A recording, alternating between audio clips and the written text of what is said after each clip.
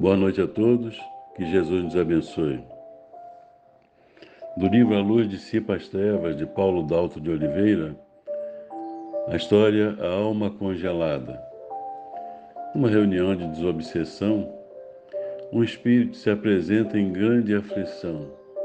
Sentia muito frio, batia o queixo, implorava por socorro, por ajuda, precisava de cobertas, de agasalhos, para superar aquele momento de grande aflição, de grande angústia. A própria médium demonstrava estar sentindo muito frio, embora o ambiente estivesse com a temperatura normal. E assim, depois de alguns passos, de muita oração, de muito apoio, aos poucos ele foi se acalmando e tendo condições de falar, onde relatou a sua história. Segundo ele, havia vivido nos Estados Unidos. Era um homem já idoso e de muitas posses, era um homem muito rico. E ele contraiu uma doença muito grave. E como não havia cura, ele resolveu proceder como muitos outros estavam fazendo, o chamado congelamento dos corpos, a criogenia, onde se retirava todo o sangue e colocava no seu lugar um produto químico que mantinha o corpo congelado, na expectativa de que, com o avanço da ciência, o remédio, a cura pudesse surgir e ele pudesse, então, retomar a sua condição normal, ter o reaquecimento do corpo, o tratamento da doença e continuar, então, a sua trajetória. Lamentava-se profundamente pelo equívoco cometido, por ter, de uma certa forma, cometido suicídio. Porque esse processo se dá com a pessoa ou em estado de coma, ou ainda moribundo, antes que ocorra a morte definitiva. O médium Divaldo Pereira Franco relata numa de suas palestras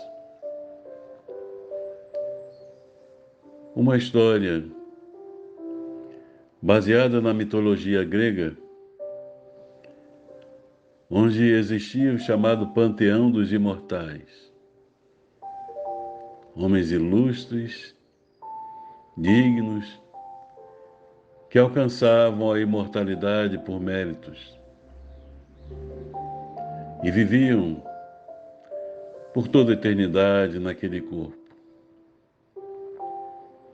Um jovem aspirante ao Panteão dos Imortais desejou conhecer o local onde estavam estes seres.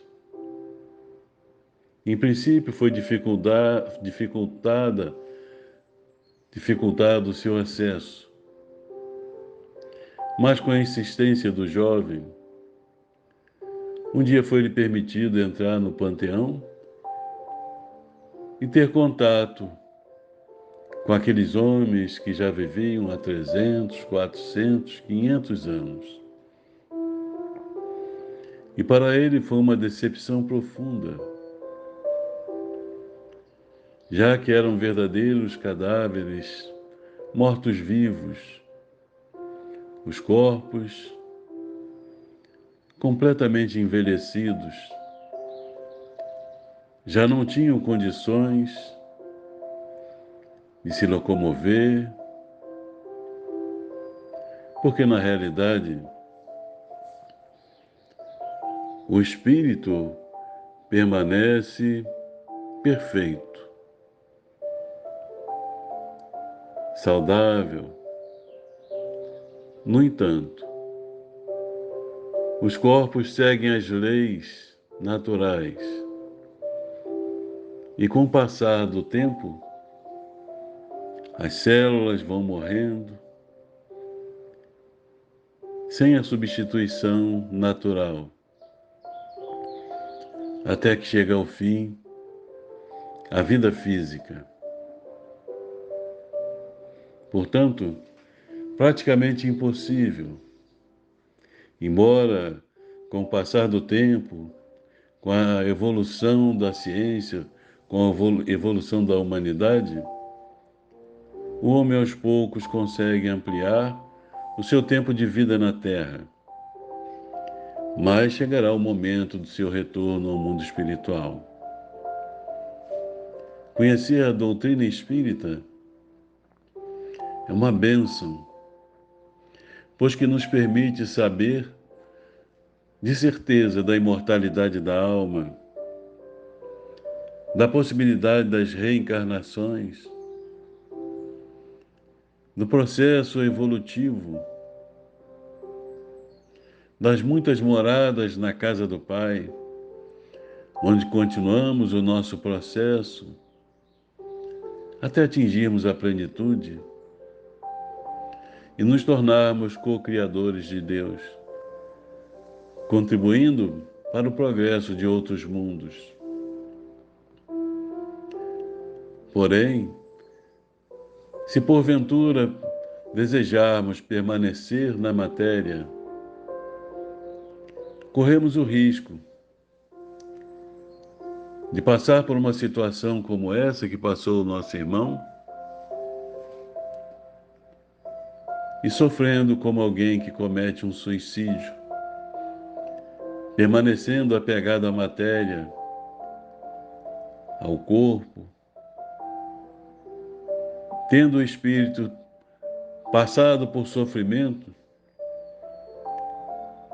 que ocorriam com o corpo. O congelamento, para isso a sensação do frio intenso que o perturbava e fez com que levasse muitos anos nesse processo. Sofrimento intenso. Assim, meus irmãos, também para aqueles que pensam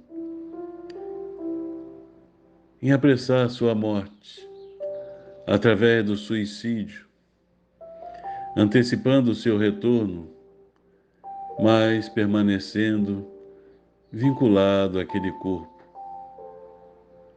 O arrependimento, tão logo se dá a morte física, pois que percebe que a vida continua. Vale a pena viver, mas principalmente respeitando as leis divinas, as leis naturais que regem todo o universo. Façamos o melhor, estudemos, busquemos compreender as lições de Jesus, os ensinamentos dos Espíritos e seguimos adiante em paz. Que o Senhor nos abençoe, esteja sempre presente conosco. Muita paz.